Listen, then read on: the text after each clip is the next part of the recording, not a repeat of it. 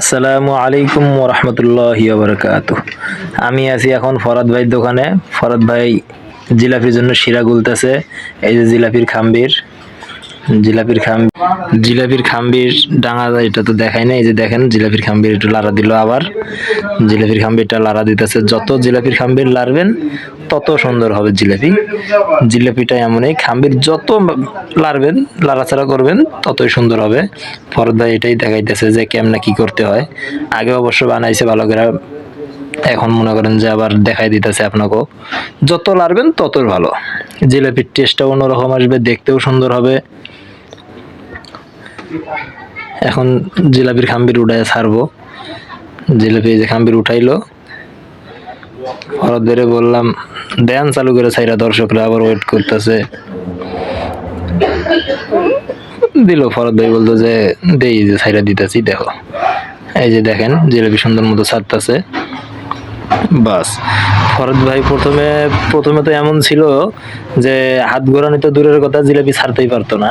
আর এখন এমন অবস্থা হয়েছে, এখন এত চালু হয়েছে যে মনে করেন যে দেখেন সময় নিতেছে না, কত চালু মারতেছে।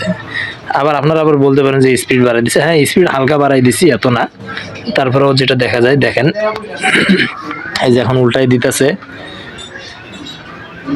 উল্টাই না দিলে আবার হয় না, এটা তো আপনারাও ভালো করে জানেন, উল্টাই দিতে হয়, দুই একটা উল্টা দিতে হয়। উল্টা না দিলে তো এপিট আর ওপিট ভাজা হবে না। এই যে খাম্বিরও নেওয়া আছে। তারপর কিছুক্ষণ ওয়েট করা লাগতেছে। ফরদ ভাই বললো যে ওয়েট করা লাগবে, একটু ওয়েট না করলে তো আর হবো না। যেহেতু জালের ব্যাপার, জাল দিতে হবে। জাল যদি ঠিক মতো না হয় তাহলে তো জিলাপি কাস্টমার নিবে না, যে একবার খাবে পরে আর নিবে না। আবার দেখলাম ফরদ ভাই জিলাপি ভাঙতেছে। আমি দিয়ে গেলাম ভাই ভাঙতেছেন কেন? কয় ভাই জিলাপি ভাঙতাছি তো অন্য কারণে, সেটা হলো কি আমার শিরার যে ভান্ডটা আছে, শিরার ভান্ডটা এমনি জায়গা নিব না লম্বা, এজন্যই ভাঙতাছি। না ভেঙে দিলে জায়গা নিতেছে না, যার কারণে ভেঙে ভেঙে আবার উল্টাই দিলাম।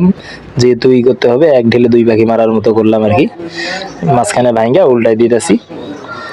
হ্যাঁ, উল্টাই দিয়ে এখন মনে করেন যে আর একটু জাল হবে, হালকা পাতলা আর একটু জাল দিয়ে এই যে শিরা লাড়া দিতেছে। এখন শিরার মধ্যে চুবাবে, শিরাতে চুবাইয়া উঠাবে। আপনারা দেখেন,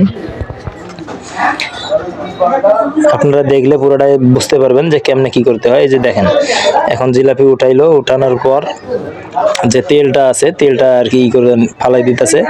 তেলটা ফালাই আবার এই যে নিজে নিজে নিতেছে, নিয়ে এখন এই যে শিরাতে ডুবাইলো।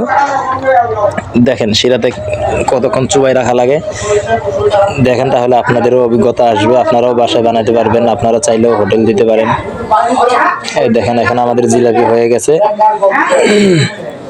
জিলাপি এই যে দেখেন সুন্দর একটা ফ্লেভার আসছে। গ্রানটা যদি আপনারা শুনতে পারতেন সুন্দর মতো বানাতে পারবেন। দেখেন, দেখে টেকনিক শিখে রাখেন। এই যে একটা একটা করে উঠাইতেছে, একটা করে চুবাইতেছে, এইভাবে উঠাইতে চুবাইতে হয় একটার পর একটা। দেখেন অনেকক্ষণ যাবত চলতেছে। দেখেন একটা উঠাইতেছে, একটা আবার শিরা থেকে চুবাই উঠাইতেছে। এইভাবেই যদি আপনারা করেন তাহলে অবশ্যই ভালো টেস্ট হবে, টেস্টটা বেড়ে যাবে। বাসা বানাইলে বাসাও বানায় খেতে পারেন, বা যদি কেউ হোটেল দেওয়ার চিন্তা ভাবনা থাকে তাহলে হোটেলও করতে পারেন অবশ্য। ফরাদ ভাই বলতেছে করো, যদি কেউ শিক্ষা পায়, যদি কেউ শিখে শিখে যদি কাজ করে খাইতে পারে তাহলে খাক, আমার সমস্যা নেই।